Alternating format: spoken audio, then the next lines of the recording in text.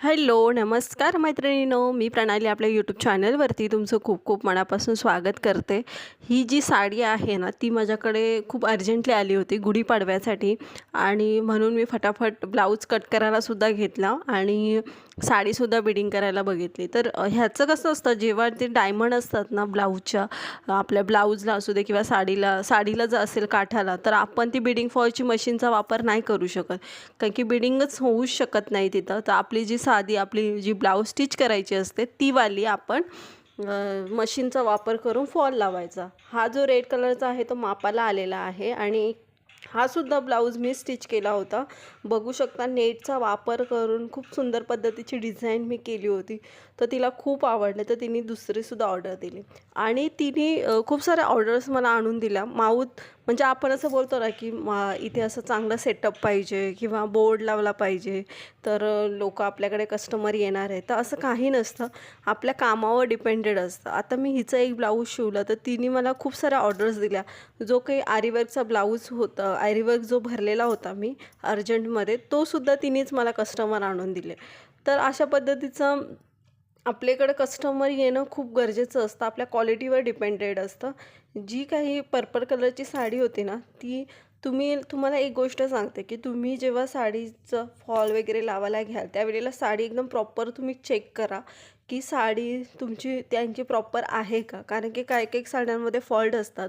मग कस्टमरचं असं असतं, की तुझ्याकडूनच झालं असेल किंवा काय असं असतं, गैरसमज होतात.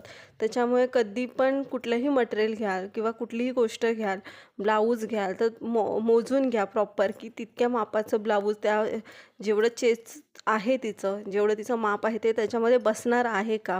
किंवा साडी वगैरे असतात त्यासुद्धा प्रॉपर बघूनच घ्या, नंतर प्रॉब्लेम नको. आता मी रात्री हे सगळी ब्लाऊजं अस्तर वगैरे मी आणली होती आणि हा एक ब्लाऊज मी तिला आधी स्टिच करून दिला होता, तर तिला आवडला. तर ती ह्याच मापाचं बाकीची ब्लाऊज म्हणजे 7 ब्लाऊज आहेत तिच्या एकाच मापाची, तर ती एकसाथ मी कटिंग करायला बसले.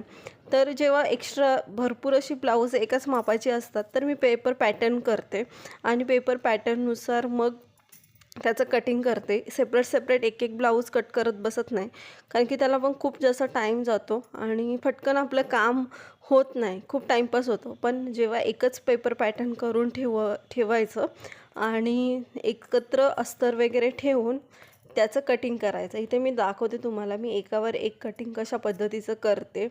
तर इथे मी सरळ जे अस्तर असतात, काही काहींची शॉर्ट बाही होती, काही काहींची लाँग बाही होती. त्याच्यानुसार मी अस्तर आणलेली आहेत. तर मी एकावर एक ठेवल्याच्या नंतर पेपर पॅटर्न तर मी काढून ठेवलेला आहे.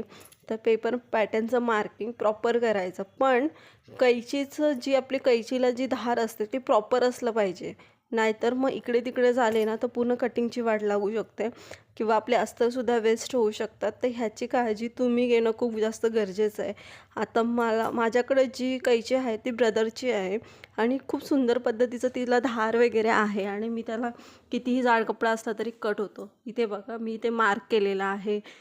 अशा पद्धतीचं म्हणजे अस्तरसुद्धा आपलं वेस्ट जायला नको, प्रॉपरली आपण तिथं मार्किंग केलं पाहिजे.